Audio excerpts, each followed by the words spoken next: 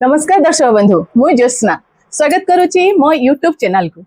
आमर आज आलोचनार विषय होची आधुनिक विज्ञानर आखिरे समयर रहस्य और वेदांत आखिरे तार तुलनात्मक विश्लेषण कौन यही विषय रे आमे आलोचना करबा को जाउछु।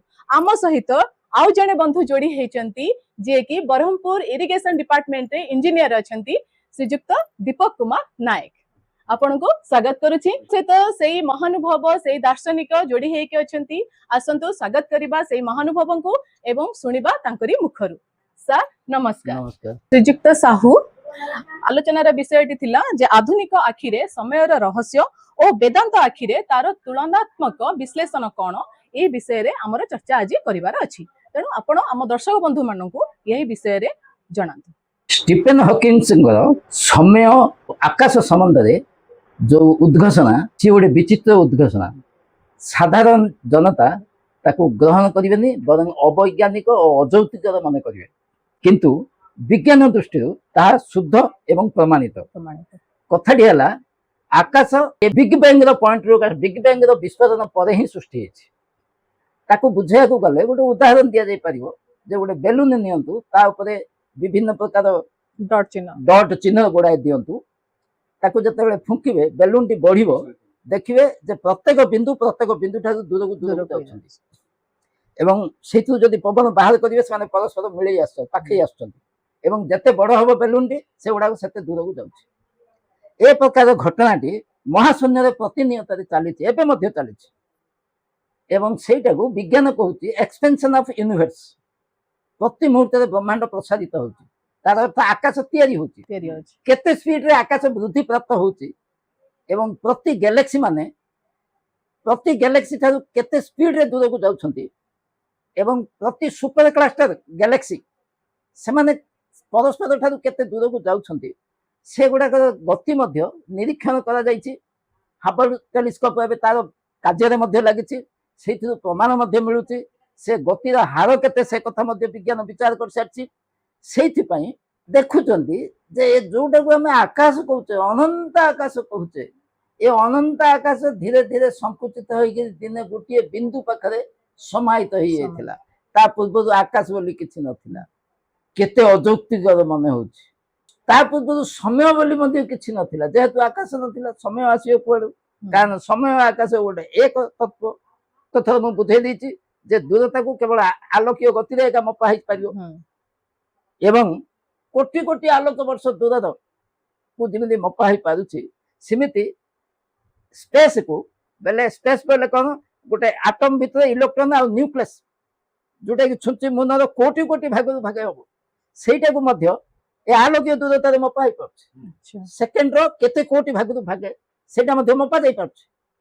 स्पेस समय अलगा नुह किंतु गोटे कथा मन पड़ुछि जते बेले आमे क्रिश्चियन मानक पूर्व न्यू टेस्टामेंट पूर्व यहूदी मानक ओल्ड टेस्टामेंट थिला से ओल्ड टेस्टामेंट ग्रंथटी को आमे खोलिले प्रथम धाडरे लिखा है in the beginning God has created heaven आकाश को तैयार कले एवं आमर वेदांग साहित्य भितर मध्य अछि ऋग्वेदर 10म मंडल 121 नंबर श्लोकटी से कहूछि हिरण्यगर्भ समवर्तताग्रे भूतस्य जात पतिरेक आसीत।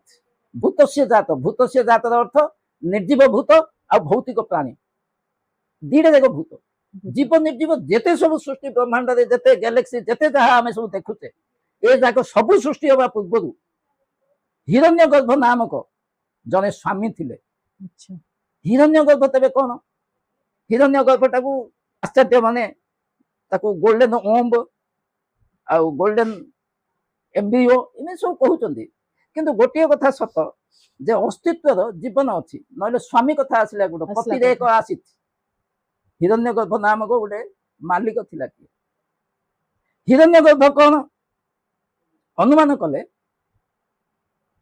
ब्लैक होल गुड़ाकर सर्वोच्च ब्लैक होल से बिग बैंग कथा आखि की विचार को नबा को इच्छा हुए कहीं इच्छा हुए ए माने तो स्पेस कहले विज्ञान स्पेस कथा कहूची स्पेस धीरे धीरे किमिति तैयार होला समय किमिति तैयार होला ए कथा कहूची किंतु विज्ञान कथा को मध्य एड़े होउनी ଗାଣିତିକ ଦୃଷ୍ଟିରୁ ସେଗୁଡାକ ସତ, ଇକ୍ୱେସନ ଦୃଷ୍ଟିରୁ ସେଗୁଡାକ ସତ, କିନ୍ତୁ ବେଦାନ୍ତ ଦୃଷ୍ଟିରେ ଆକାଶ ଆଉ ସମୟ ର କଥା ସମ୍ପୂର୍ଣ୍ଣ ଅଲଗା।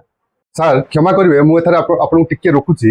ଆପଣ ବିଗତ ଏପିସୋଡରେ କହିଥିଲେ ଆଇନଷ୍ଟାଇନ ଯେ କି ପୃଥିବୀର ଜଣେ ବିଶ୍ୱବିଖ୍ୟାତ ଓ ବିଚକ୍ଷଣ ବୈଜ୍ଞାନିକ ଥିଲେ, ତାଙ୍କର ଆପେକ୍ଷିକବାଦରେ ସେ ପୂର୍ଣ୍ଣାଙ୍ଗ ନୁହଁ କି ଜୀବନ୍ତ ନୁହଁ, ଏବଂ ସାଂଖ୍ୟ ଦର୍ଶନରେ ପ୍ରକୃତି ଓ ପୁରୁଷର ବିଭାଜନଟି ସାପେକ୍ଷବାଦର ପ୍ରଥମ ଉଦ୍ଘୋଷଣା ବୋଲି କହିଥିଲେ। ଆହା ଉପରେ ମୁଁ ଟିକେ ଆପଣଙ୍କୁ ରେଖାନୁପାତ କରିବାକୁ ଚାହୁଁଛି ସାର୍। এটা গোটে বঢ়িয়া প্রশ্নটে দীপক বাবু পচারিলে ଆଉ ମୁଁ ବି ମୋର ବି ମନରେ ଏମିତି ଗୋଟେ କ୍ୱେଶ୍ଚିନ୍ ଆସିଥିଲା। ଆପଣ ବି ଆ ଉପରେ କିଛି କୁହନ୍ତୁ। ଧନ୍ୟବାଦ ଦୀପକ ବାବୁ ଏଇ କ୍ୱେଶ୍ଚିନ୍ ଟା ପଚାରିଥିବାରୁ। ଏବେ ସାର୍ ଆପଣ ଟିକେ ଆ ଉପରେ ଆଲୋକପାତ କରନ୍ତୁ। ଆଇନଷ୍ଟାଇନର ସାପେକ୍ଷବାଦର ପୂର୍ଣ୍ଣାଙ୍ଗ ଜୀବନ୍ତ ନୁହଁ ବୋଲି ମଧ୍ୟ କହିଥିଲି। ତାର ମୂଳ କାରଣ ହେଲା ଆଇନଷ୍ଟାଇନଙ୍କର ସାପେକ୍ଷବାଦ ଅତୀବ ସୀମିତ। ସିଏ ଜେନେରାଲ ଥିଓରି ଅଫ ରିଲେଟିଭିଟି ହଉ କି ସାପେକ୍ଷବାଦ ଆମର ସ୍ୱତନ୍ତ୍ର ଥିଓରି ଅଫ ରିଲେଟିଭିଟି ହଉ, କେବଳ ତାଙ୍କର ଗଣିତ, ତାଙ୍କର ଇକ୍ୱେସନ୍ସ ଆଉ ବିଜ୍ଞାନର ଯେଉଁ ଗବେଷଣା କାର୍ଯ୍ୟ ଗୁଡ଼ାକ ଯୋଉଠି ଯୋଉଠି ଆବଶ୍ୟକ ହେଉଛି ସେଗୁଡ଼ାକରେ ତାକୁ ପ୍ରଯୁଜ୍ୟ ହେଇଛି। କିନ୍ତୁ ସାପେକ୍ଷବାଦ ନିଜେ ଆଇନଷ୍ଟାଇନଙ୍କର ସେଇ ଦୃଷ୍ଟିକୋଣ ଭିତରେ ସୀମିତ ନୁହଁ। ସାପେକ୍ଷବାଦର ଅର୍ଥ ହେଲା, ମୂଳ ଅର୍ଥଟି ମୁଁ ସରଳ ଅର୍ଥରେ କହିବାକୁ ଚେଷ୍ଟା କରିବି। ବିଶ୍ୱ ବ୍ରହ୍ମାଣ୍ଡରେ ଯେତେ ସବୁ ପରସ୍ପର ବିପରୀତ ତତ୍ତ୍ୱ ମାନ ଅଛି, ସବୁତକ ବିପରୀତ ତତ୍ତ୍ୱ ପରସ୍ପର ସହିତ ଆପେକ୍ଷିକ। ସବୁକିଛି ଏମିତି କୌଣସି ବିପରୀତ ଶବ୍ଦ ନାହିଁ ଯିଏକି ପରସ୍ପର ସହିତ ସମ୍ପର୍କଶୀଳ ନୁହଁ, ଏବଂ ସେମାନେ ପରସ୍ପର ଏକ ମଧ୍ୟ। ଏଇଥିପାଇଁ ଯେହେତୁ ରିଲେଟିଭ୍, ସେଇଥିପାଇଁ ସେମାନେ ପରସ୍ପର ଏକ ମଧ୍ୟ। ଯଥା ଆମେ କହୁଛେ ଜ୍ୱରର ବିପରୀତ ହଉଛି ଶନିପାତ। ଶନିପାତ ହେଲେ କଣ ହୁଏ? ଦେହ ଥଣ୍ଡା ହେଇଯାଏ। ଜ୍ୱର ହେଲେ କଣ ହୁଏ? ଦେହ ଗରମ ହେଇଯାଏ। ପରସ୍ପରର ବିପରୀତ। କିନ୍ତୁ ଆପଣ ଯଦି ଦେଖିବେ ଭିତରେ ଯେ ସେମାନେ କେମିତି ସାପେକ୍ଷିକ ଆପେକ୍ଷିକ ପରସ୍ପର, ନା ସେଇ ଏକା ଟେମ୍ପରେଚର 98.4 ଆମେ ସୁସ୍ଥ ବୋଲି କହୁଛେ ଟେମ୍ପରେଚର। 98.4 ଠୁ କମ ଯଦି ଉତ୍ତାପ ହେଇଗଲା ଶନିପାତ କହୁଛେ, 98.4 ଠୁ ଅଧିକ ହେଇଗଲେ ତାକୁ ଆମେ ଜ୍ୱର କହୁଛେ। କିନ୍ତୁ ସେଇ ଏକା ଉତ୍ତାପ, ସେଇ ଏକା ଉତ୍ତାପ। ଠିକ ସେମିତି ଯେତେ ଯୋଉଠି ଆପଣ ଦେଖିବେ ପରସ୍ପର ସହିତ ମିଶିକି ରହିବେ। Both will remain R non. ଉଭୟ ମିଶିକି ରହିବେ, ନଥିଲେ କେହି ରହିବେନି। ଯେମିତି ଗୋଟିଏ ମୁଦ୍ରାର ଦୁଇଟି ପାର୍ଶ୍ୱ। ଆମେ କହିବା ଗୋଟେ ଟଙ୍କାର କଏନ୍, ଟଙ୍କା ମୁଦ୍ରାଟାର ଆମେ ଗୋଟିଏ ପାର୍ଶ୍ୱ ଏକା ନବା, ଆର ପାର୍ଶ୍ୱଟିକୁ ନବାନି, ସମ୍ଭବ ନୁହଁ। ତାକୁ ତମେ ଯଦି ମଝିରୁ ଦୁଇ ଭାଗ କରିବ ବୋଇଲେ ପ୍ରତ୍ୟେକର ଆଉ ଦିଟା ଭାଗ ତିଆରି ହବ। ତମେ ଯେତେ ଭାଗ କରିକି ଯାଅ ତାର ଦୁଇଟା ପାର୍ଶ୍ୱ ରହିବା ହିଁ ରହିବ। ଯେମିତି ନଦୀର ଦିଟା ଭାଗ ତୀର ଅଛି, ବିପରୀତ ଦିଗ ଦିଟା। ଆମେ ଯଦି କହିବା ନଦୀର ଏଇଟା ଦକ୍ଷିଣ ତୀର କୂଳ, ଏଇଟା ଉତ୍ତର କୂଳ, କିନ୍ତୁ ସେ ଦିଟା କୂଳ ରହିବା ପାଇଁ ବାଧ୍ୟ। ତମେ ଗୋଟିଏ କୂଳ ମୁଁ ରଖିବି, ଅନ୍ୟ କୂଳଟିକୁ ରଖିବିନି, ତମେ କଳ୍ପନାରେ ତିଆରି କରିପାରିବନି। ନଦୀରେ କଳ୍ପନାରେ ତିଆରି କରି ଦେଖିବା ପାଇଁ ଦେଖ, ନଦୀରେ ଗୋଟିଏ କୂଳ ଅଛି, ଆର କୂଳଟା ନାହିଁ। କଳ୍ପନା କରିକି ଦେଖ, ତମେ କଳ୍ପନା ମଧ୍ୟ କରିପାରିବନି। ଦୁଇଟି କୂଳ ରହିବା ପାଇଁ ବାଧ୍ୟ। ଠିକ ସେମିତି ସଂସାରରେ ଯେତେ ବିପରୀତ ଶବ୍ଦ ଅଛି, କୃଷ୍ଣ ଖାଲିରେ କହୁନାହାନ୍ତି ଯେ ଦୁଃଖ ସୁଖକୁ ଯିଏ ସମାନ ବୋଲିକିରି ଭାବେ, ସିଏ କେବଳ ମୋ ଆଡ଼କୁ ଚାହିଁପାରିବ, ମୋର ନିକଟସ୍ଥ ହେଇପାରିବ। ଯିଏ ବିପଦ ସମ୍ପଦ ଉଭୟକୁ ଏକ ବୋଲି ଭାବେ, ସିଏ ହିଁ କେବଳ ମୋ ଆଡ଼କୁ ଆସିପାରିବ। ଏମିତି ଅନେକ କଥା ଭଗବତ ଗୀତାରେ କୃଷ୍ଣ ବାରମ୍ବାର କହିଛନ୍ତି। ସାପେକ୍ଷବାଦ ଧରି ନିଆଯାଉ, ଆମର ଆଇନଷ୍ଟାଇନ ସାପେକ୍ଷବାଦରେ ଗୋଟେ ତାଙ୍କର ସ୍ପେଶାଲ ଥିଓରି ଅଫ ରିଲେଟିଭିଟିରେ ଗୋଟେ ବଡ ଅଦ୍ଭୁତ ସୂତ୍ର ତିଆରି କଲେ। ସେଟା ହଉଛି E = mc²। E = mc² ଟାକୁ କଣ ବିଚାରକୁ ନିଅ? ତାର ଅର୍ଥ ହେଲା ଶକ୍ତି ସମାନ ବସ୍ତୁତ୍ୱ ଗୁଣନ ଆଲୋକୀୟ ଗତିର ବର୍ଗ। ଏଇଟା ତ ତାକୁ ଯଦି ଆହୁରି ସରଳ କରି ଆମେ ବୁଝେଇବା, ଆଇନଷ୍ଟାଇନ କହିବାକୁ ଚାହିଁଲେ ଯେ ଶକ୍ତି ଯାହାକୁ ଆମେ କହୁଛେ, ସିଏ ହଉଛି ବସ୍ତୁର ସ୍ଥୂଳ ସୂକ୍ଷ୍ମ ରୂପ, ଏବଂ ବସ୍ତୁ ବୋଲି ଆମେ ଯାହାକୁ କହୁଛେ ସିଏ ହଉଛି ଶକ୍ତିର ସ୍ଥୂଳ ରୂପ। ଇଏ ତାର ସୂକ୍ଷ୍ମ ରୂପ, ସିଏ ତାର ଗୋଟିଏ ଜିନିଷର ଜଣେ ହଉଛି ସୂକ୍ଷ୍ମ ରୂପ, ଜଣେ ହଉଛି ସ୍ଥୂଳ ରୂପ। ଅର୍ଥାତ୍ ଧରି ନିଆଯାଉ ବିଜୁଳିଟେ ମାରିଲା, ଭୟଙ୍କର ଘଡଘଡି ନାଦ, ଗୋଟେ ବିଜୁଳି ମହାଧୂମ, ଗୋଟେ ବିରାଟ କାୟ ଗଛ ଗୋଟେ ଦିଫଳା ହେଇଗଲା, ତାକୁ ଆମେ ଶକ୍ତି କହୁଛେ। ବସ୍ତୁ କାହାକୁ କହୁଛେ? ଧନ୍ୟ ଯୋଉ ଟେଳାଟିଏ ଛୋଟ ପଥରଟେ ଆମେ ଭୂମିରୁ ଉଠେଇଲେ ତାକୁ ଆମେ ବସ୍ତୁ ବୋଲି କହୁଛେ। ଆଇନଷ୍ଟାଇନ କହିଲେ ନା ସେ ଯୋଉ ଶକ୍ତି ତମେ କହୁଛ ସେ ଶକ୍ତି ଆଉ ବସ୍ତୁ ସହିତ ସମାନ, ଏମାନେ ଆପେକ୍ଷିକ। ଏଇଟାକୁ କିଏ ବିଶ୍ୱାସ କରିବ? 1905 ମସିହା ପୂର୍ବରୁ ଏଇଟା ଯାହାକୁ କହନ୍ତ ସମସ୍ତେ ଏଇଟାକୁ ଅଯୌକ୍ତିକ ବୋଲି କହନ୍ତେ, ଅବୈଜ୍ଞାନିକ, ମାନେ ଅର୍ଥଶୂନ୍ୟ ବୋଲି ସମସ୍ତେ କହନ୍ତେ। ବସ୍ତୁ ତ ବସ୍ତୁ, ବିଜୁଳି ମାରିଲେ ତାକୁ ଧ୍ୱଂସ କରେ, ସେ ଗୋଟେ ଶକ୍ତି। ପଥରଟା ଗୋଟେ ବସ୍ତୁ, ଏ ଦିଟା ଏକ କେମିତି ହେଇପାରିବ? କିନ୍ତୁ E=mc² ମାଧ୍ୟମରେ ଆଇନଷ୍ଟାଇନ ଦେଖେଇଦେଲେ, ଗଣିତ କରିକି ଦେଖେଇଦେଲେ ଯେ ଗୋଟେ ତେଳାଟେ ପଥରଟେ ଯଦି ନବ ସେ ଭିତରେ କେତେ ଶକ୍ତି ଅଛି, ସେ ପଥରଟାକୁ ଯଦି ଶକ୍ତିରେ ପରିଣତ କରିବ କେତେ ଶକ୍ତି ସିଏ ଆସିବ, ସେଟା ସିଏ ଦେଖେଇଦେଲେ। ପ୍ରମାଣିତ ଯେତେବେଳେ ହେଇଗଲା ତାପରେ ଆରମ୍ଭ ହେଲା ପରମାଣୁ ବୋମା। ପରମାଣୁ ବୋମାଟା କୋଉଠି ସୃଷ୍ଟି ହେଲା? ବସ୍ତୁଟା ଶକ୍ତିରେ ପରିଣତ ହଉଛି। ଗୋଟେ କେଜିକିଆ ବୋମାଟେ ନେଇକି ପକା ହେଲା, ଗୋଟେ ଟାଉନଟେ ଛାରଖାର ହେଇଗଲା, ଲକ୍ଷ ଲକ୍ଷ ଲୋକ ଗୋଟେ ମିନିଟ ଭିତରେ ମରିଗଲେ। 1945 ମସିହା 6 ତାରିଖରେ ଗୋଟେ ବୋମା ପଡିଲା ହିରୋସୀମା ଆଉ ନାଗାସାକି, 6 ତାରିଖ ଗୋଟେ, 9 ତାରିଖ ଗୋଟେ। ଏବେ ଗତ ବର୍ଷ, ଗତ ଶତାବ୍ଦୀର କଥା ଆମ ଜୀବନ ଭିତରେ ଆମେ ଦେଖିଛେ। ହେଲେ ବସ୍ତୁ ଶକ୍ତିରେ ରୂପାନ୍ତରିତ ହେଇଗଲା ଏବଂ ସେଇଟାକୁ କାର୍ଯ୍ୟରେ କରି ବିଜ୍ଞାନ ଦେଖେଇ ମଧ୍ୟ ଦେଲା ବସ୍ତୁ ଭିତରେ କେତେ ଶକ୍ତି ଅଛି। ହେଲେ ଆମେ ଜାଣି ପକାଇଲେ ଯେ ପ୍ରକୃତରେ ଶକ୍ତି ଆଉ ବସ୍ତୁ ଭିତରେ ପ୍ରଭେଦ କିଛି ନାହିଁ, ଦିଟା ଜାଗା ଏକ। ସେଇଟା ହିଁ ସାପେକ୍ଷବାଦ।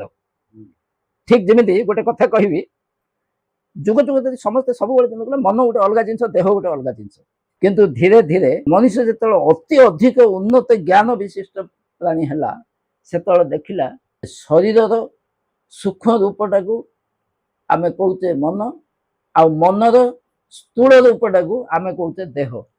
ଏମାନେ ସାପେକ୍ଷିକ, ଏମାନେ ଗୋଟିଏ। ତାପରେ ଗୋଟେ ନୂଆ ଶବ୍ଦ ତିଆରି ହେଲା, ତାକୁ କହୁଛନ୍ତି ମନୁଷ୍ୟ ଶରୀର ବୋଲି କହୁଥିଲେ। ହେଲେ ଏ ଯୋଉ ମନୁଷ୍ୟ ଶରୀର ଏକ ହେଇଗଲା। ଠିକ ସେମିତି ଗୋଟେ ଅଦ୍ଭୁତ କଥା ହଉଛି, ବିଜ୍ଞାନ ଭିତରେ ମନ ଆଉ ଆତ୍ମା ସେମାନେ ମଧ୍ୟ ପରସ୍ପର ଆପେକ୍ଷିକ। କେମିତି ଆପେକ୍ଷିକ? ମନ ଆଉ ଆତ୍ମା ପରସ୍ପର ଆପେକ୍ଷିକ। କିନ୍ତୁ ଆଜି ଯଦି ପୃଥିବୀରେ ଦେଖିବ, ଯେତେ ବଡ ବଡ ଲୋକ ଅଛନ୍ତି, ଯେତେ ମହାପୁରୁଷ ଅଛନ୍ତି, ସମସ୍ତେ ଘାଣ୍ଟି ହେଉଛନ୍ତି ମନଠୁ ଆତ୍ମା ନିଶ୍ଚିତ ଭାବେ ପୃଥକ। ମନ ତ ଆମକୁ ବନ୍ଧନରେ ପକାଇ ଦଉଛି। ଗୋଟେ ଚୋର ଯଦି ଧରା ପଡିଲା, ସିଏ ଚୋରି କରିବାକୁ ଇଚ୍ଛା ହେଲା, ତାର ମନ ତାକୁ ଟାଣି ନେଇଗଲା, ସିଏ ଚୋରି କଲା ଏବଂ ଚୋର ଭାବରେ ବନ୍ଧା ହେଲା। ମନ ଗୋଟେ ବନ୍ଧନରେ, ଯେତେ ପାପ ମଣିଷ କରୁଛି ସବୁ ଯାକ ମାନସିକ ବନ୍ଧନରେ ଏକା ପଡିକି କରୁଛି। ମନଠୁ ସିଏ ଉର୍ଦ୍ଧ୍ୱକୁ ଉଠୁନି।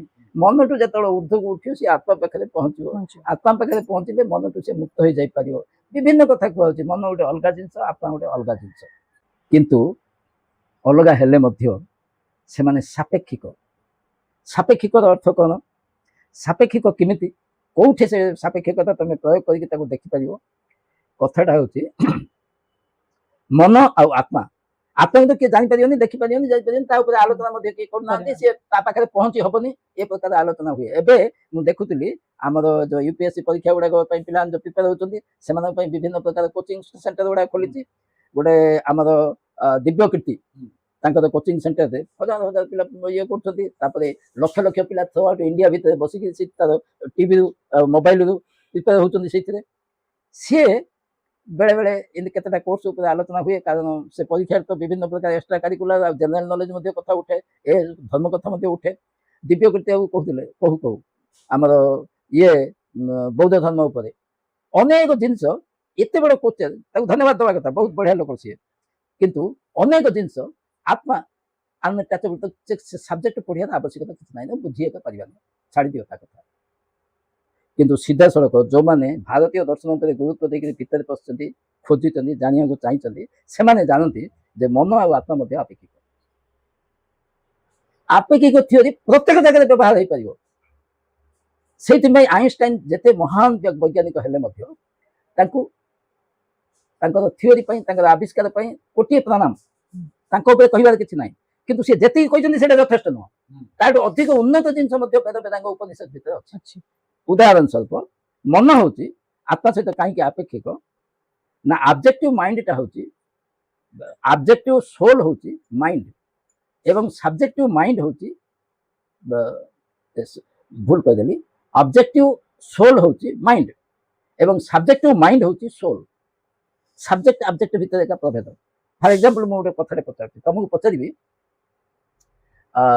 ତମର ମନ ଅବସ୍ଥା ଠିକ ଅଛି କି ଧରି ନିଆଯାଉ ତମେ କହିବ ହଁ ମୋର ମନ ଅବସ୍ଥା ଠିକ ଅଛି ନହେଲେ ତମେ କହିବ ମୁଁ ମନ ସମ୍ବନ୍ଧରେ ଜାଣିବାକୁ ଚାହୁଁଛି ସିଧାସଳଖ ପଚାରିଯିବ ମନ ସମ୍ବନ୍ଧରେ କୋଉ ଜିନିଷଟା ଜାଣିବାକୁ ଚାହୁଁଛୁ ମନ ଆକୃଷ୍ଟ ହେଇଗଲା ମନ କାହାକୁ ଆକୃଷ୍ଟ ହେଲା ଏ ଅବଜେକ୍ଟ ଗୁଡାକ ଏଗୁଡାକ ସବୁ ଅବଜେକ୍ଟ ମୋର ଭଲ ମନ ନାହିଁ କାହିଁକି ଭଲ ମନ ନାହିଁ କୋଉଥିପାଇଁ ନାହିଁ କୋଉ ଗୋଟେ ଜିନିଷର ଅଭାବ ଅଛି ସେ ଅଭାବଟା କ'ଣ ମନ ଭିତରେ ଗୋଟେ ଅଭାବ ଅଛି ମନ ଭିତରେ କିଛିଟା ଖୁସି ଅଛି ଏ ଖୁସି ଏ ଅଭାବ ଏ ଦୁଃଖ ଏ ଯାବତୀୟ ଜିନିଷ ସବୁ ହଉଛି ମନର ଅବଜେକ୍ଟ ପିଓର ମନ ନୁହଁ ମନ କାହାକୁ ଚାହୁଁଛି ମନ କ'ଣ କରୁଛି ମନ ଭିତରେ କ'ଣ ଅଛି ସେଗୁଡାକୁ ବୁଝଉଛି ମନକୁ ବୁଝଉନି କଣ୍ଟେଣ୍ଟ ଆଉ କଣ୍ଟେନର ଭିତରେ ପ୍ରଭେଦ ଅଛି ଗୋଟେ ବୋତଲଟେ ଅଛି ବୋତଲ ଭିତରେ କ'ଣ ଅଛି ସେଇଟା ମନ ନୁହଁ ବୋତଲ ଭିତରେ ଯୋଉଟା ଅଛି ସେଇଟା ଅବଜେକ୍ଟଟା ନିଜେ ବୋତଲଟା ହଉଛି ମନ ମନ ହଉଛି ଗୋଟେ ଆକାଶ ଭଳିଆ ଆମେ କ'ଣ କରୁଛେ ମନରେ ଅନେକ ମେଘ ଆସୁଛି ଏବଂ ଚାଲି ଯାଉଛି ତମର ମନକୁ ମଧ୍ୟ ସେମିତି ଅନେକ ଭାବନା ଆସୁଛି ଚାଲି ଯାଉଛି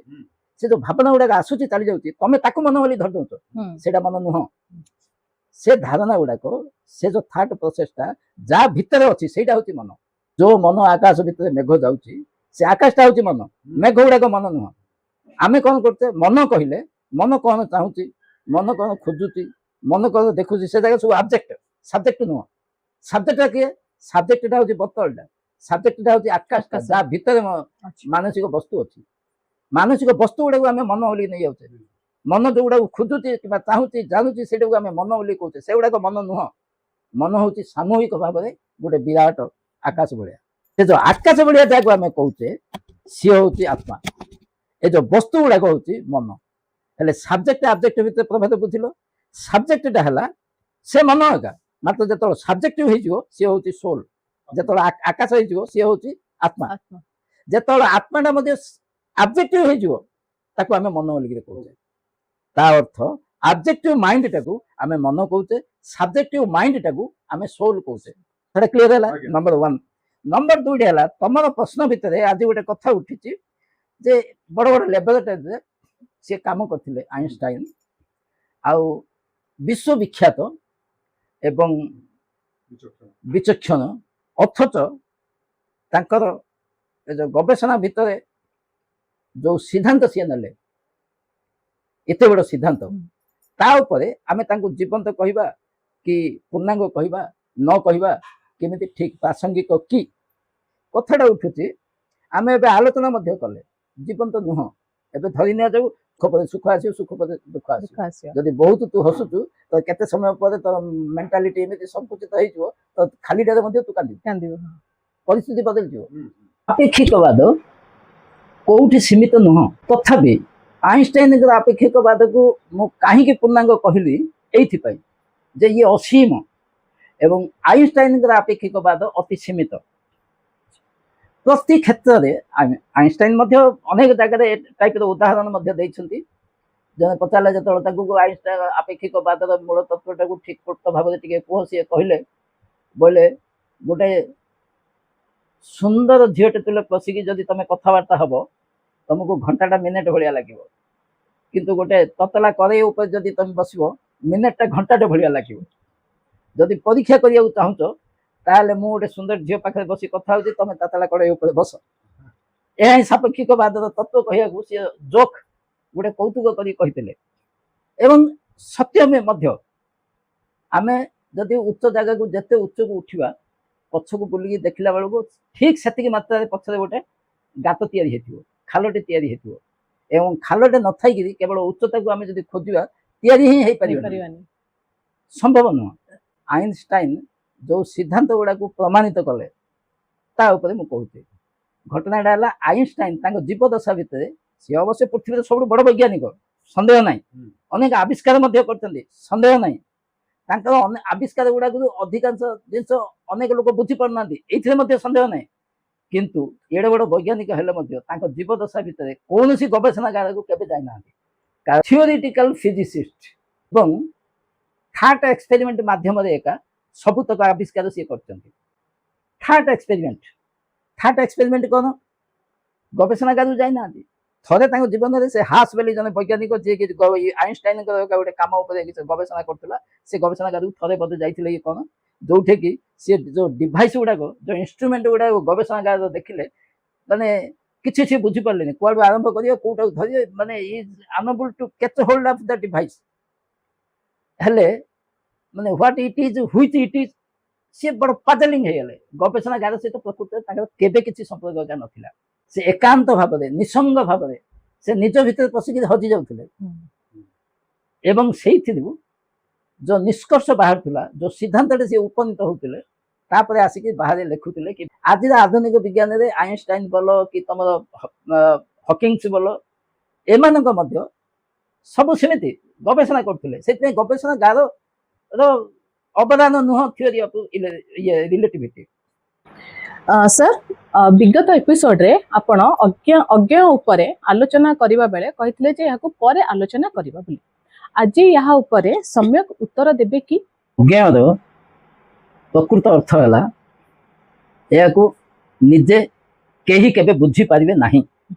ଯଦି ବୁଝି ମଧ୍ୟ ପାରିବେ ନାହିଁ ତାହେଲେ ତାକୁ କିଏ ବୁଝାଇବ କେମିତି? ବୁଝିବା ଆଉ ବୁଝାଇବା ଏ ଦିଟା ତା ପାଖରେ ସମ୍ଭବ ହୁଏନି। ତାର ଅର୍ଥ କ'ଣ? ସେ ଅର୍ଥ ଶୂନ୍ୟ ହେଇଯିବ। ଏଇଠି ମଣିଷ ଅଡୁଆରେ ପଡ଼ିଯାଏ। କିନ୍ତୁ ଅଜ୍ଞାନ ତତ୍ତ୍ୱଟି ଏକ ଅଦ୍ଭୁତ ତଥ୍ୟ। ତେବେ କ'ଣ ସିଏ? ଏଇଥିପାଇଁ ଅଜ୍ଞାନଟି ଅଦ୍ଭୁତ ଏବଂ ବୁଝି ହୁଏନି କି ବୁଝାଇ ହୁଏନି। ତେବେ କ'ଣ କରାଯିବ ତା ସହିତ ଆମର ସମ୍ପର୍କ କେମିତି ହବ? କଥା ହେଲା ଯେହେତୁ ସିଏ ଆମେ ଯେକୌଣସି ଜିନିଷ ପୃଥିବୀ ଭିତରେ କେବଳ ମନ ଦ୍ୱାରା ଏକା ବୁଝୁଛେ ଏବଂ ମନ ଦ୍ୱାରା ଏକା ଯାଇକିରି ବୁଝଉଛେ। ଯାହାକୁ ବୁଝଉଛେ ତା ପାଖରେ ମନ ଅଛି, ଯିଏ ବୁଝଉଛି ସେ ତା ପାଖରେ ମନ ଅଛି, ମନ ଭିତରେ ସୀମିତ। ଆଉ ମନ ସବୁବେଳେ ନିର୍ଭର କରେ ଶବ୍ଦ ଉପରେ। ସିଏ ତ ବୁଝେଇବ ଶବ୍ଦ ଦ୍ୱାରା, ବୁଝିବ ମଧ୍ୟ ସିଏ ଶବ୍ଦ ଦ୍ୱାରା। କିନ୍ତୁ ଏମିତି କେତେ ତତ୍ତ୍ୱ ଅଛି ଯାହାକୁ କି ଶବ୍ଦ ରିପ୍ରେଜେଣ୍ଟ କରିପାରିବନି।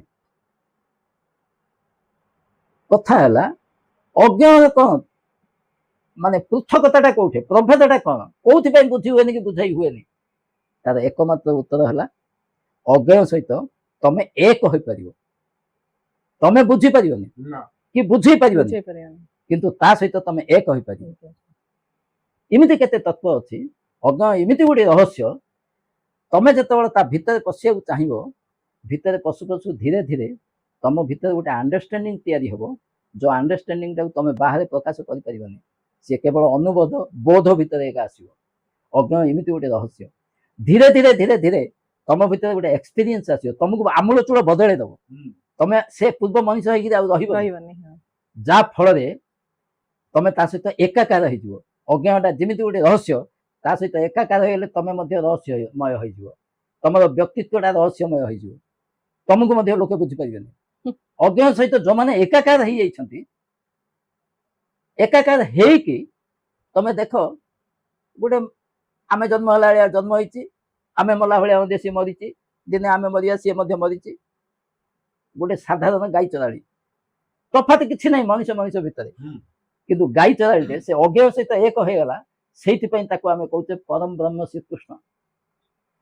ଗୋଟେ ମେଷ ଚରାଳିଟେ ସେ ଅଜ୍ଞାନ ସହିତ ଏକାକାର ହେଇଗଲା, ସେଇଥିପାଇଁ ଆଜି ତାକୁ ପୃଥିବୀ କହୁଛି ତ୍ରାଣକର୍ତ୍ତା ଯୀଶୁ। ସେଇ ଅଜ୍ଞାନ ସହିତ ଏକାକାର ହେଇଯିବାରୁ ସେଇ ସାଧାରଣ ମଣିଷଟେ ଆଉ ଥରେ ନିରକ୍ଷର, ତା ଜୀବନରେ ସ୍କୁଲକୁ କେବେ ଯାଇନି, ସ୍ୱାକ୍ଷର କଲେ ଟିପ ଚିହ୍ନ ଦେଖେଇବ, ଅଥଚ ତାକୁ କୁହାଗଲା ପରମହଂସ ରାମକୃଷ୍ଣ। ଆମେ ଅନେକ ଅନେକ ଅସଂଖ୍ୟ ଉଦାହରଣ ପୃଥିବୀ ଭିତରେ ଅଛି। ଅଜ୍ଞାନ ଗୋଟେ ଅଲଗା ତତ୍ତ୍ୱ, ସିଏ ରହସ୍ୟମୟ। ସେଇଥିପାଇଁ ଅଜ୍ଞାନର କଥା ଆଲୋଚନା କରାଯାଇ ନଥିଲା। ତେବେ ଏ ଯୋଉ ଅଜ୍ଞାନ କଥା ଆଲୋଚନା କରିବା ପୂର୍ବରୁ ଯୋଉ ସାପେକ୍ଷବାଦ କଥା ଆମର ପଡିଥିଲା, ମୁଁ ପୂର୍ଣ୍ଣାଙ୍ଗ କହୁନଥିଲି କି ଜୀବନ୍ତ କହୁନଥିଲି ଆଇନଷ୍ଟାଇନଙ୍କୁ। ଆଜିର ପ୍ରଶ୍ନ ଥିଲା, ତାର ଶେଷ ମନ୍ତବ୍ୟ ଆଜି ଦଉଛି ମୁଁ। କଥା ହେଲା, ଆକାଶ ସମ୍ବନ୍ଧରେ ଆଧୁନିକ ବିଜ୍ଞାନ ବହୁତ କିଛି ଘାଣ୍ଟୁଛି, ଏବେ ପର୍ଯ୍ୟନ୍ତ ଜାଣିନି। ଅବଶ୍ୟ କ୍ୱାଣ୍ଟମ ଫିଜିକ୍ସ ପର୍ଯ୍ୟନ୍ତ ଗଲାନି ଜଗତ। ଆଉ ଆକାଶର କ୍ୱାଣ୍ଟାଟାକୁ କନଫର୍ମ କରିବା ପାଇଁ ତାକୁ ନାଁ ଦେଇଛନ୍ତି ମଧ୍ୟ ଗ୍ରେଭିଟନ୍ ବୋଲିକି। କିନ୍ତୁ ସେ ଗ୍ରେଭିଟନକୁ ଏବେ ପର୍ଯ୍ୟନ୍ତ ଠାବ କରାଯାଇ ପାରିନି। କିନ୍ତୁ ପୂର୍ଣ୍ଣାଙ୍ଗ ମୁଁ ଯୋଉ କହୁଛି ଆଇନଷ୍ଟାଇନଙ୍କର ଇଏକୁ ଆଉ ସାପେକ୍ଷବାଦଟାକୁ, ତାର ମୂଳ କାରଣ ହେଲା ଏ ଯୋଉ ଆକାଶ ଆମେ ଦେଖୁଛେ, ଏ ଆକାଶ ବେଦ ବେଦାଙ୍ଗ ଭିତରେ ବାହ୍ୟ ଆକାଶ ଭିତରେ ମାନେ କୁହାଯାଇଛି। ବେଦ ବେଦାଙ୍ଗ ଉପନିଷଦ ଭିତରେ ତମେ ଦେଖିବ ଆକାଶ ଏ ଗୋଟେ ବ୍ରହ୍ମ, ସେଟା କଣ ମୋହ ଉପନିଷଦ। ମୋହ ଉପନିଷଦ ଗୋଟେ ବହିଟେ ମୁଁ ପଢୁଥିଲି, ସେଇଥିରେ ତାର ଋଷି ଯିଏ, ସିଏ ତାର 4ର୍ଥ ଅଧ୍ୟାୟର 58 ନମ୍ବର ଶ୍ଲୋକଟାରେ ସେ ଆକାଶକୁ 3 ଭାଗ କରିଦେଇଛନ୍ତି। ଆକାଶ ତାକୁ 3 ପ୍ରକାର କରିଦେଇଛନ୍ତି। ଗୋଟେ ହଉଛି ଏଇ ଆକାଶ ଯାହାକୁ ଆମେ ଭୌତିକ ଆକାଶ କହୁଛେ, ଆଉ ଗୋଟେ ଆକାଶ ଯେ ମନ ଭିତରର ଆକାଶ, ଆଉ ଗୋଟେ ଆକାଶ ହଉଛି ଚିଦାକାଶ। 3 ଭାଗ କରିଦେଇଛନ୍ତି। ଆମେ 3 ଭାଗକୁ ଯିବା ଦରକାର ନାହିଁ, 2ଟି ଭାଗ ଦେଖିବା। ଗୋଟେ ହଉଛି ଅନ୍ତର ଆକାଶ, ଆଉ ଗୋଟେ ହଉଛି ବାହାର ଆକାଶ। ଆମେ ଯୋଉ ବାହାରେ ଏ ଆକାଶଟା ଦେଖୁଛେ, ଇଏ ବାହ୍ୟ ଆକାଶ। ଆମେ ଯେତେବେଳେ ଏକ୍ସଟ୍ରୋଭେର୍ଟ ହେଇଯାଉଛେ, ବହିର୍ ପ୍ରକୃତି ହେଇଯାଉଛେ, ଆମର ମନ ଯେତେବେଳେ ବାହାରକୁ ଯାଉଛି, ମନ ମାଧ୍ୟମରେ ଯୋଉ ଆକାଶକୁ ଆମେ ଦେଖୁଛେ, ସିଏ ହଉଛି ବାହାରର ଆକାଶ। କିନ୍ତୁ ଏ ବାହାରର ଆକାଶକୁ କୋଟି କୋଟି କିଲୋମିଟର ଧରି, ମାନେ ଲକ୍ଷ ଲକ୍ଷ ଲାଇଟ୍ ଇୟର୍ସ ଦୂର ପର୍ଯ୍ୟନ୍ତ ବ୍ୟାପୃତ ବୋଲି ଯେତେ ଆଲୋଚନା କରୁଛେ, ଯେତେ ବିରାଟ ଆକାଶ, ଅନନ୍ତ ଆକାଶ କହୁଛେ, ଏ ଆକାଶ ଛୋଟ। ତାଠୁ ମଧ୍ୟ ବଡ ଆକାଶଟା ହଉଛି ଚିଦାକାଶ। ଚିଦାକାଶ ଗୋଟେ ଶବ୍ଦ ଆମ ଭିତରେ ଅଛି। ଚିଦାକାଶ ଆମ ଭିତର ଆକାଶଟା ହଉଛି ବାହାର ଆକାଶଠୁ ମଧ୍ୟ ଅନେକ ଗୁଣରେ ବଡ ବୋଲିକରି ବେଦ ବେଦାଙ୍ଗ ଉପନିଷଦ ସବୁ କହୁଛନ୍ତି। ଚିଦାକାଶ ଶବ୍ଦଟା ବହୁତ ଉପନିଷଦରେ, ବହୁତ ଆମର ଭାରତୀୟ ଶାସ୍ତ୍ର ମାନଙ୍କରେ ବ୍ୟବହୃତ ହେଇଛି। ଏଇଟା ବାହାରେ କୋଉଠି ତମେ ପାଇବନି। ପାଶ୍ଚାତ୍ୟ ଦର୍ଶନ ଭିତରେ ଏଗୁଡାକ ପାଇବନି। ହିନ୍ଦୁ ମାନଙ୍କର, ହିନ୍ଦୁ ତ ନୁହଁ, ଆମର ବୈଦିକ ଦର୍ଶନ ଭିତରେ ଚିଦାକାଶ ଗୋଟେ ଶବ୍ଦ ଅଛି। ଏ ଚିଦାକାଶ ହଉଛି ପ୍ରକୃତରେ ଅଜ୍ଞାନ ଆକାଶ। ଏ ଚିଦାକାଶକୁ ନେଇକି ତମେ ଲ୍ୟାବୋରେଟୋରୀରେ ଟେଷ୍ଟ କରିପାରିବନି। କି ଆଇନଷ୍ଟାଇନଙ୍କର ଯୋଉ ସାପେକ୍ଷବାଦ, ତାକୁ ତମେ ଚିଦାକାଶ ପାଖରେ କେମିତି ଲାଗୁ କରି ଚିନ୍ତା କରିପାରିବନି। ମାତ୍ର ଲାଗୁ ହଉଛି କାହିଁକି? ସାପେକ୍ଷିକ ତତ୍ତ୍ୱର ତ ମୂଳ ଅର୍ଥଟା ହେଲା ପୃଥିବୀରେ ଯେତେ ଯୋଉଟେ ବିପରୀତ ତତ୍ତ୍ୱ ଅଛି, ଖାଦ୍ୟ ଅଖାଦ୍ୟ, ଭଲ ମନ୍ଦ, ଦୁଷ୍ଟ ଶାନ୍ତ, ବିଭିନ୍ନ ପ୍ରକାର ଅଛି। ହେଲେ ଖାଦ୍ୟ ଅଖାଦ୍ୟ କହିଲେ ଏ ଯୋଉ ସାପେକ୍ଷବାଦ ଏକ ବୋଲିକି ଯୋଉ ମୁଁ କହୁଛି, ଉଭୟ ବିପରୀତ ଏକ ବୋଲି ଯୋଉ ମୁଁ କହୁଛି, ତାର ଅର୍ଥ ନୁହଁ ତମେ ଖାଦ୍ୟ ଛାଡି ଅଖାଦ୍ୟ ଖାଅ ବୋଲି କୁହାହଉଛି। ଜାଣିବା ପାଇଁ କୁହାହଉଛି। ଅନ୍ତତଃ ଜାଣ ଯେ ଯୋଉଟାକୁ ତମେ ଅଖାଦ୍ୟ କହୁଛ, ଯୋଉଟା ଅତି ଦୁର୍ଗନ୍ଧ ଯୁକ୍ତ ବୋଲି କହୁଛ, ଖାଦ୍ୟଠୁ ସିଏ ଅଲଗା ନୁହଁ। ଆଉ କାହାର ଖାଦ୍ୟ ହେଇପାରେ। ସେଇ ଦୁର୍ଗନ୍ଧ ଯୁକ୍ତ ଖାଦ୍ୟଟାକୁ ତମେ ଆଣୁଛ, ଗଛ ମୂଳରେ ପକଉଛ, ଯେତେବେଳେ ଗଛ ସେ ଅଖାଦ୍ୟଟାକୁ ନଉଛି, ନେଇକି ତାର ଫଳ ପାଖରେ ପହଞ୍ଚଉଛି। ସେ ଫଳଟା ତିଆରି ହଉଛି ସେଇଥିରେ। ସେ ଫଳଟା ଆମ ପାଖକୁ ଯେତେବେଳେ ଆସୁଛି, ଆମ ପାଇଁ ଖାଦ୍ୟ ହେଇଯାଉଛି। ଆମ ପାଖକୁ ଆସିଲେ ଖାଦ୍ୟ ହେଇଯାଉଛି। ସେଇଥିପାଇଁ ସାପେକ୍ଷକ ବାଦଟା ଅତି ରହସ୍ୟମୟ ବାଦ। ହେଲେ ମୋର ପ୍ରଶ୍ନ ଏଇଠି, ଯଦି ବାହ୍ୟ ଆକାଶ ବୋଲି ଗୋଟେ ଅଛି, ନିଶ୍ଚୟ ଅନ୍ତର ଆକାଶ ବୋଲି ଗୋଟେ ଅଛି। ଅନ୍ତର ଆକାଶ ନଥାଇକି ବାହ୍ୟ ଆକାଶ ଆସିବ କେମିତି? ବାହାରେ ଯୋଉ ଆକାଶଟାକୁ ଦେଖୁଛେ ଆମେ, ବେଦ କହୁଛି ଏ ଆକାଶଟା ହଉଛି ପ୍ରକୃତ ଆକାଶ ନୁହଁ, ଇଏ କୋଉଠି ନାହିଁ, ଏଇଟା ଛାଇଟା। ତାର ଅର୍ଥ ଚିଦାକାଶଟା ହଉଛି ପ୍ରକୃତ ଆକାଶ। ଆମ ଭିତରେ ଯୋଉ ଆତ୍ମା ଅଛି, ଯୋଉ ଆତ୍ମାର ଆକାଶ ଅଛି, ଯୋଉ ଚୈତନ୍ୟର ଆକାଶ ଅଛି, ଯୋଉ ଚେତନାର ଆକାଶ ଅଛି, ସେ ଆକାଶ ହଉଛି ପିଓର ଆକାଶ। ଏବଂ ସେ ଆକାଶଟା ଅଛି ବୋଲିକିରି ଆମେ କଣ କରୁଛେ, ସେ ଆକାଶଟାର ଗୋଟେ ପ୍ରକ୍ଷେପ କରୁଛେ ବାହାରେ। ଆମେ ଯୋଉଟା ମନ ଭିତରେ ଭାବୁଛେ, ସେଟାକୁ ବାହାରେ କରୁଛେ। ଯେମିତି ସିନେମା ପେଣ୍ଡେଲରେ ସିନେମା ଦେଖିଲା ବେଳକୁ ଆମେ ଆମ ଆଖି ଆଗରେ ସିନେମାଟା ଦେଖୁଛେ ବୋଲି ଭାବୁଛେ, ପ୍ରକୃତରେ ତାର ଚିତ୍ରଟା ଆମ ପଛପଟେ ସେ ଇଏରୁ ଆସୁଛି, ମେସିନରୁ ଆସୁଛି। ଠିକ ସେମିତି ଆମ ଭିତର ଚିନ୍ତାଟା ଆମେ ବାହାରେ ସେଟାକୁ ପ୍ରକ୍ଷେପ କରୁଛେ, ଯାହା ଫଳରେ ବାହାରେ ଏଡେ ବଡ ଆକାଶଟା, ଆଉ ଏଇଟା ସତ ବୋଲି ଆମେ ଭାବୁଛେ। ଯେମିତି ମଣିଷ ସ୍ୱପ୍ନ ଦେଖିଲା ବେଳକୁ ସ୍ୱପ୍ନଟା ଏକମାତ୍ର ସତ୍ୟ ଭଳିଆ ତାକୁ ଲାଗେ। ସ୍ୱପ୍ନଟା ଯେ ମିଛ ସେ କେବେ ଜାଣି ହିଁ ପାରେନି, ଏକମାତ୍ର ସତ୍ୟ ତାକୁ ଲାଗେ। ଯଦି ସ୍ୱପ୍ନ ଗଲା ବେଳକୁ ସେ ଜାଣିଦେଲା ଯେ ଏଇଟା ସ୍ୱପ୍ନଟା ବୋଲି, ସାଙ୍ଗେ ସାଙ୍ଗେ ନିଦ ଭାଙ୍ଗିଯିବ। ତମେ ନିଦରେ ରହିପାରିବନି। ତମେ ନ ଜାଣିବା ପର୍ଯ୍ୟନ୍ତ ସ୍ୱପ୍ନଟା ସତ୍ୟ, ସ୍ୱପ୍ନ ସତ୍ୟ ହବାକୁ ବାଧ୍ୟ। ସେମିତି ଏ ଆକାଶ ସତ ହବାକୁ ବାଧ୍ୟ।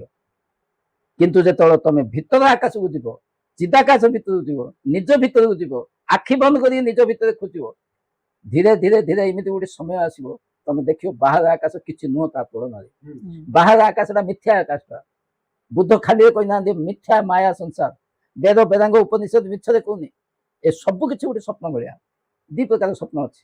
आखि बंद कर निदे शुला बेलू गोटे स्वप्न अच्छी मनीष चेता है गोटे स्वप्न ଆଉ ଗୋଟେ ସ୍ୱପ୍ନ ଅଛି। से स्वप्नटा आम जब बस कथबार्ता करते ये गोटे स्वप्न ही चलती सत्य बहुत दूर यहाँ आम से सत्य भाया लगुच ये सत्य नुह परम सत्य अच्छी जहाँ आम अज्ञ कहे हेले से अज्ञ सहित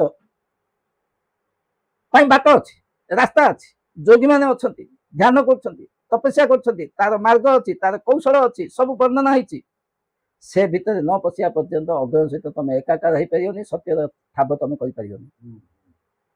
जेहेतु ये मु आइनस्टाइन आपेक्षिकवाद को पूर्णांग नुह बोली कहूँ प्रति क्षेत्र जीवन नुह ये कहूँ कारण सापेक्षिकवाद इमिति जड़ वस्तु मान सापेक्षिकवाद नुह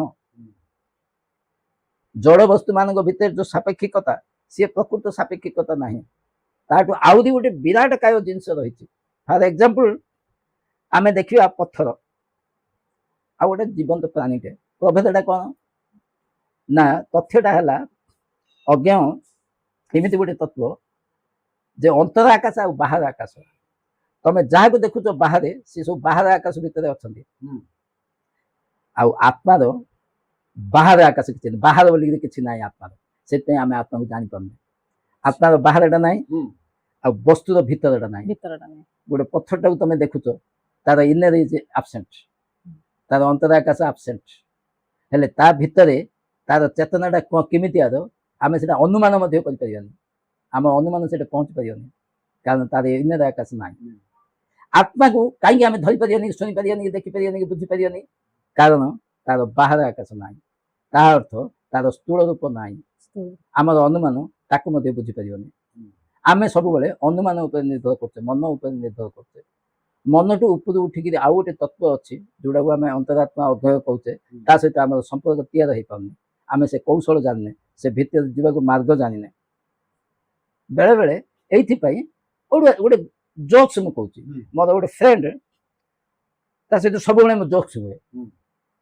एबे किछि दिन तले सी मत आह्वान कला अयोध्या जावा चले आउ तोर जावतीय खर्च मु दायित्व नौ जीवा दर्शन करिया आसीबा भगवान राम को दर्शन करिया आसीबा मोले भगवान राम को तोर भगवान राम को मु कहीं दर्शन करिया होची तू खर्च बार्च देले मध्ये मु जीवार प्रश्न उठुनी सिला नहीं मोर राम नहीं एटा मोदीर राम बोले हाँ ठीक कथा एथर कहलु मोदीर राम मोदी चाहिए बोले खाद्य अटक जीव से राम मात्र मो राम तो रामटा को मोदी आनछि किंतु मो राम मोदी की आनछि पृथ्वी की आकाश पाताल प्रभेद अवश्य समस्त हसिलु जोक्स किंतु प्रकृत कथा मध्य आम प्रकृत राम को केबे खोजिते कि केबे खोजिने प्रकृत राम को केबे आम खोजिने अज्ञ कथा उठिले राम को कथा निश्चय उठियो राम को कथा उठिले सेठु राम को नाम कथा उठियो आपण आजिर चर्चा रे बहुत किछि आमको आ दर्शक बंधु मन को जणाइले आज तो समय हो जाइए आज आलोचना को आम ये रखा कौन विषय दरकार ताले आमको आपण माने कमेंट भी करें आपण कमेंट हिसाब से आम आपणकर विषय को चर्चा करूँ आम भिडटी जदि आपण मानक भल लगुच तेज लाइक करेंगे सब्सक्राइब करेंगे आउ कमेंट भी करेंगे आउ हाँ शेयर करने को भूलें कहीं आपण सब्सक्राइब आमको आगु को बढ़ेवा को आग्रह कर तो आम ये आज चर्चा को रखा नमस्कार। नमस्कार।